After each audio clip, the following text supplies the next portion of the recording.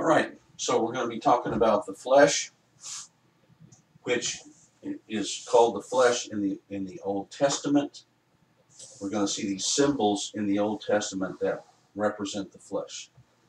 What the flesh is called in the New Testament is the Old Nature.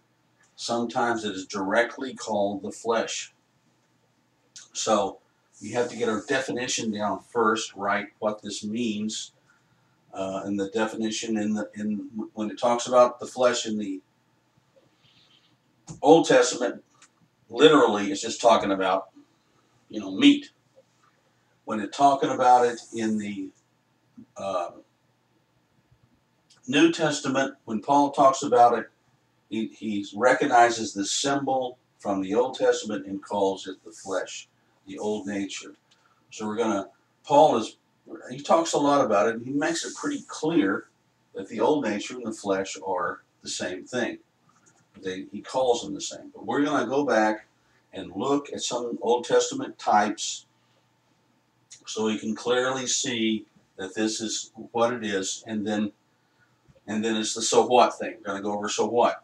So what is, so that's the flesh. How does that relate to me as a Christian? So we're going to go over both those things. So there's two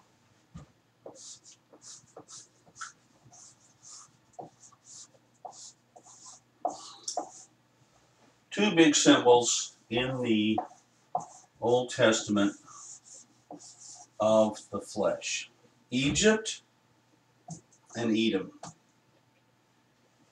So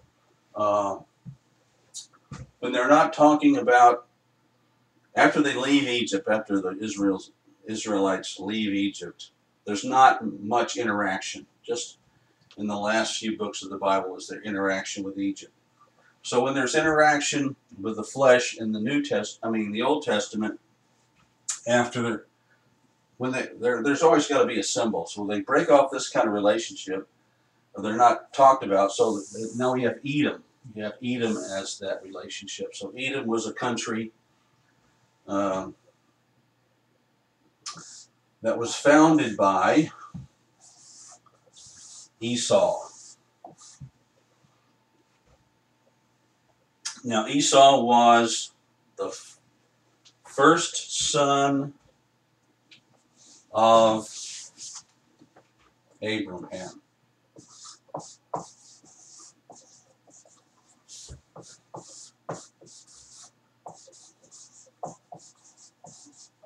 His mother was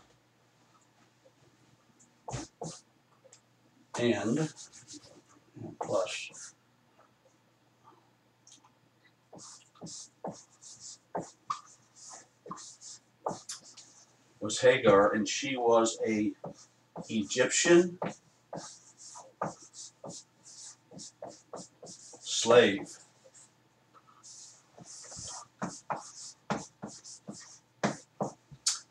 So Paul makes a big deal of this, where he talks about the son of the slave can never inherit the promises. That is, salvation, Christianity is going to heaven, getting to know God, all things spiritual. Cannot inherit. The son of Hagar, the son of the Egyptian, the flesh, which is if you're in the flesh, Paul says, then you're a slave to the flesh, or you're in Christ, you become a slave to Christ. So you have a choice. You have a slave to the flesh, or a slave to Christ. So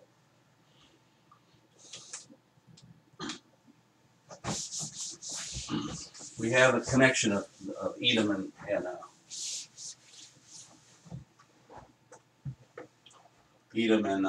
Egypt through that. And also, if you see my lesson on the first and second son, he's the first son that's always also a symbol of the flesh. So he's a symbol of the flesh here. He's a symbol of the flesh because he comes from Egypt, his mother.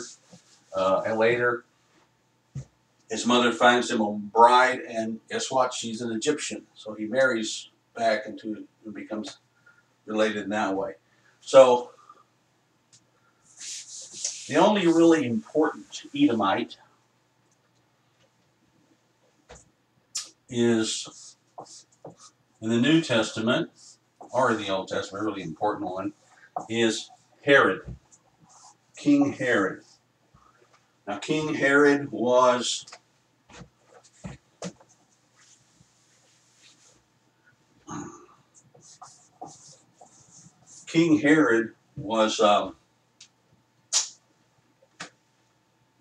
he was the master of master builder, master organizer, very, very talented. The flesh can be very talented. It can accomplish many, many great things. We've got a whole world that's got all kinds of inventions, and it's creative, built societies, civilizations, inventions.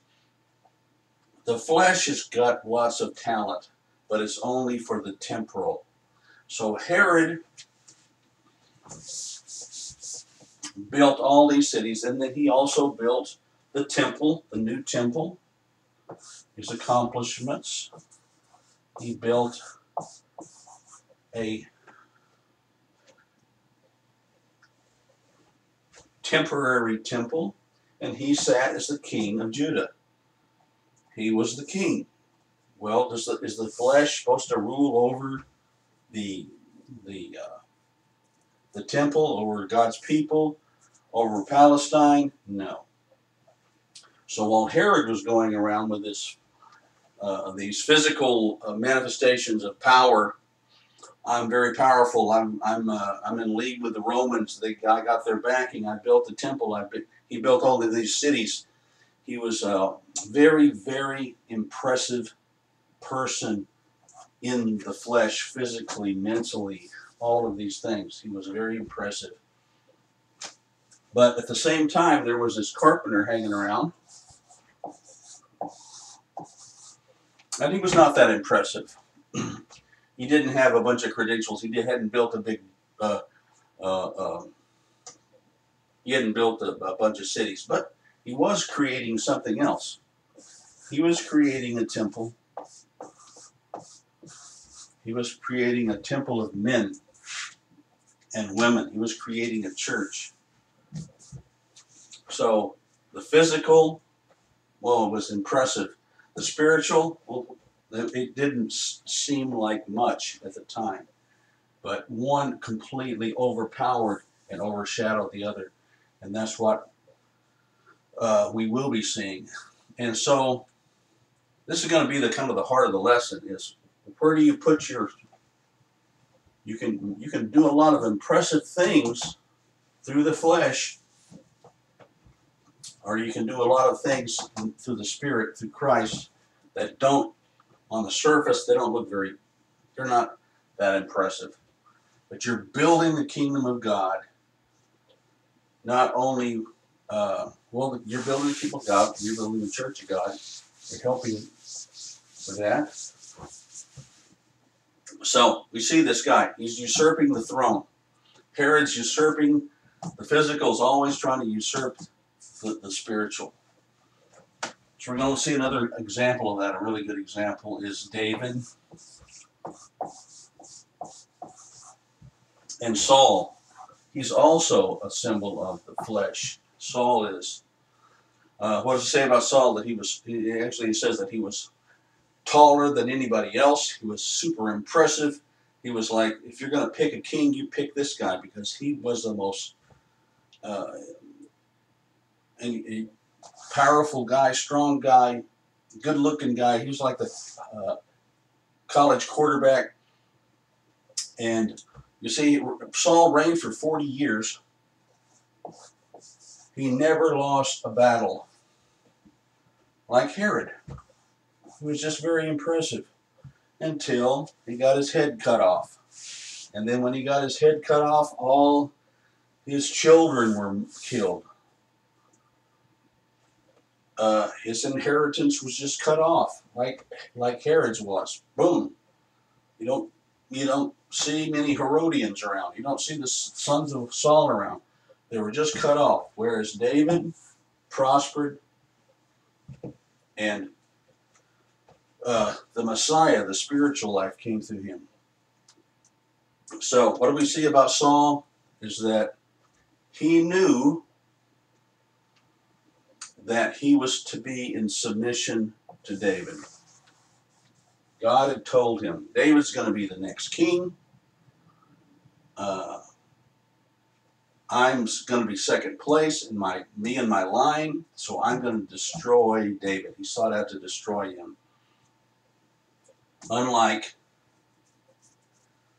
well, I guess we haven't got there yet. So David and Saul, one's going to be in submission, one's called and one is rejected, and that the flesh is rejected to be.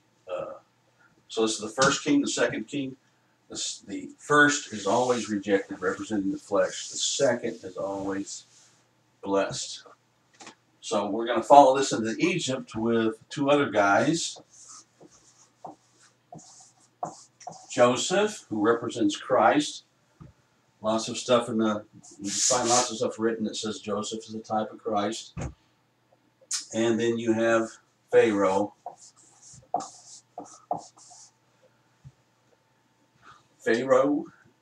So what happened with this Pharaoh? He recognized Joseph for who he was, just like Saul recognized David for who he was. But he brought himself into submission to Joseph. He said, the kingdom is, you just run it the way you want to. I'm going to be here. I'm not going to commit harry-carry, but I'm going to live under the blessings of you, Joseph, because God is with you.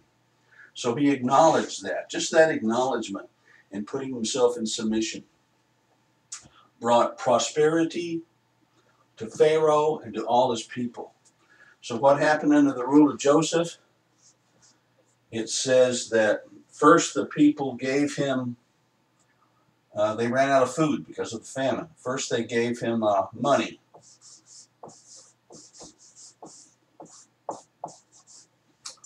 Then the next year, they didn't have any money. They gave him their land, sold their land to him. And then the next year, they didn't have any land left, so they sold to him themselves. So when the flesh puts itself under submission to Joseph, well, I'm going to give up my resources, my money, then my resources. This is like their resources forever, their heritage. I give up my money, my resources, and then I surrender myself. So it's a process of learning to surrender everything to Christ. And it doesn't happen overnight.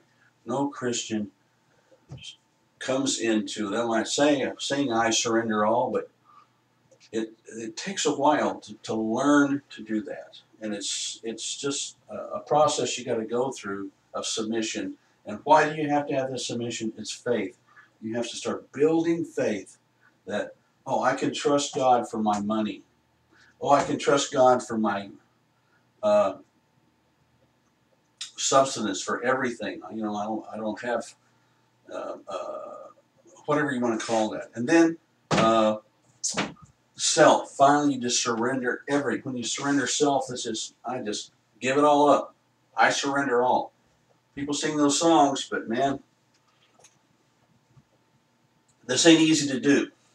And it's all built on relationship of faith and love and trust in this person, which is what Pharaoh had. He just said, yeah, I trust you, man. God is with you. So, then we have another Pharaoh that comes along. The next Pharaoh talks about. It says that he did not know Joseph. But as he did not know Christ, he did not know the Lord, he did not trust in it. But instead he trusted in chariots. Let's read more. 3 verses that talks about the Egyptians.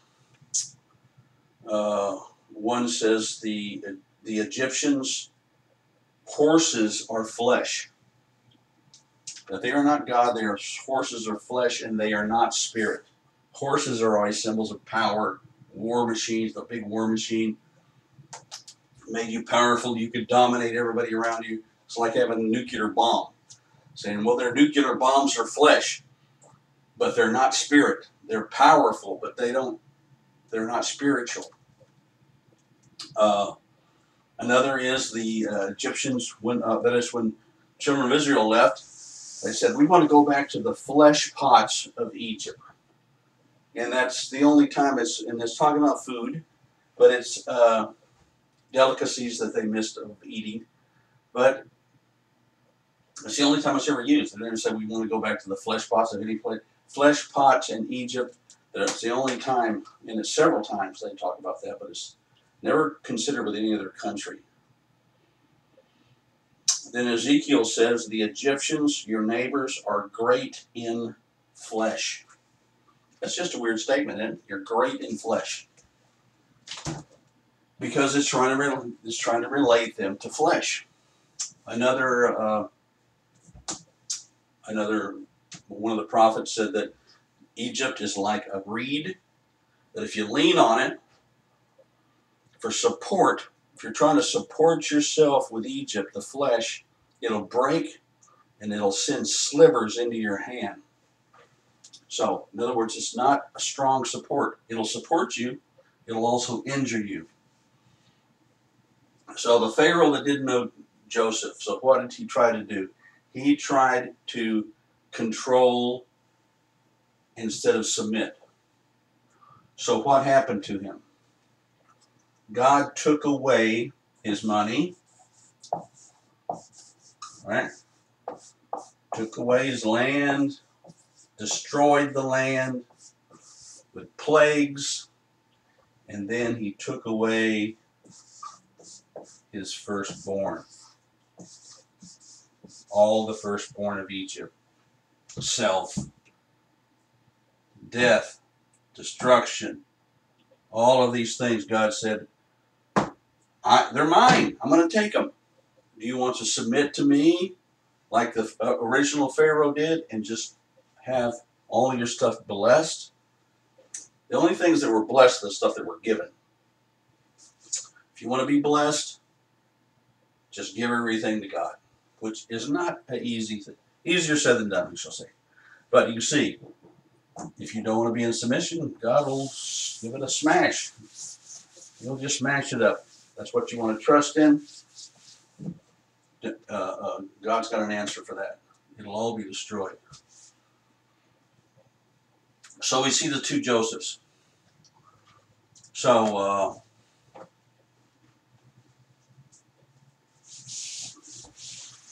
the practical application of this, we'll say. The practical application is if you have a new nature,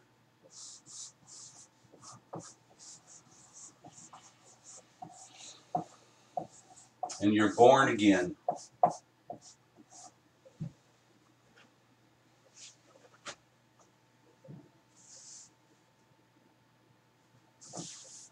man, I spell bad. If you have a new nature, and you're born, which means you're born again, born of the Spirit, that is, you now have a spiritual life come from God.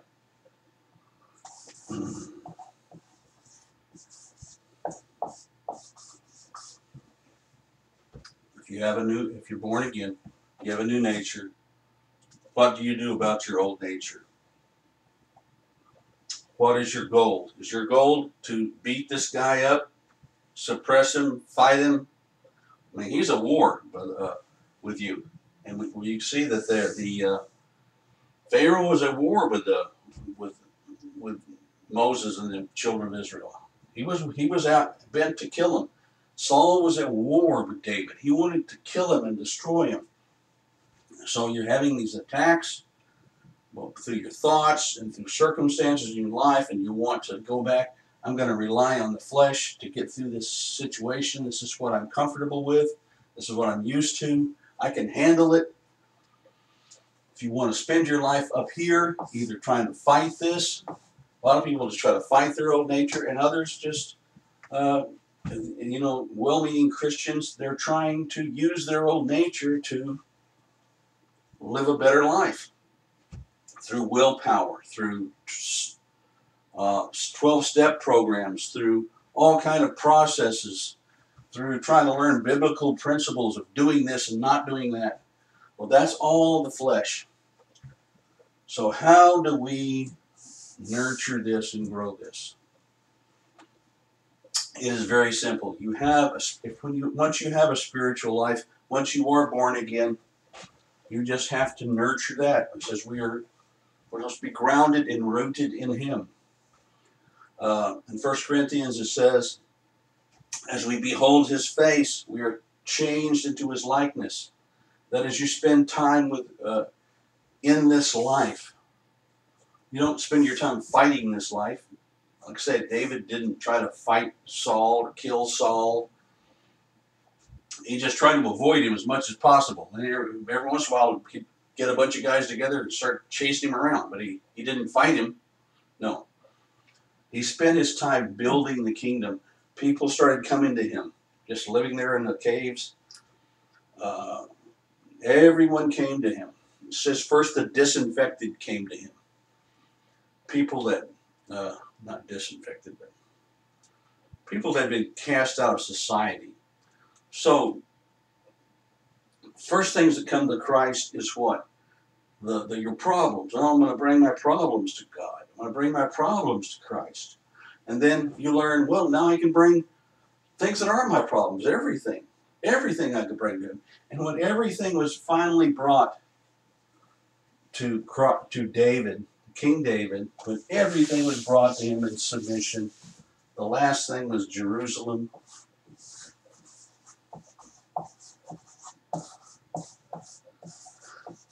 When he finally got Jerusalem, it says he had peace with everybody around him. There was no more war, no reason to fight. Everything had come under submission to David. So,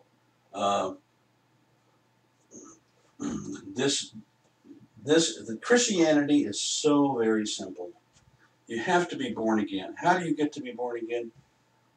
There's no process to get born again. There's no prayer you say, or you have to seek God and surrender to God as much as you can. Surrender your sin to Him. Surrender in the cave those things, the bad things. Okay, these bad things I can't deal with. I'm going to surrender that because they overwhelm me. So when that is surrendered, you believe that Christ can save you. You ask Him to save you, and it's not these little Mickey Mouse prayers. I mean, some of them, I don't know. I can't say what's going to save a person and what's not. It's their heart going to God, going, "I need You as my Savior." Some people just say that because they're told to say it. I'm a Christian now, but they don't never. There's no spiritual life to them. God has to do that. And when God does it, you just have to be, God does it. You have to be sincere for God to acknowledge in your heart that you are really seeking Him, that you just don't want Him for something. You don't want to use Him like Santa Claus. But you're desperate. You're desperate for this life is killing you. And you can't do anything about it. You can't conquer it. You're hopeless. You go, I have no hope in this. I can only have hope in some other way. And that way is Jesus Christ, right? So once you have a spiritual life, once you're born again, then nurture this. That's it. Live your life here, trying to know God, spend time reading the Bible and through prayer and the fellowship of the saints, and getting to know God, getting to know His ways, the ways of God. And because He speaks to us. When we're born again, we have the Spirit. Listen, Christianity is not just about you praying. It's about you praying and God talking back to you, answering prayers. just talking to you individual. God talks to me. All this stuff I got here, God just told me all this stuff. I didn't get it from a book. I didn't get it from some lesson. I got it from the Bible, but God just started teaching me stuff.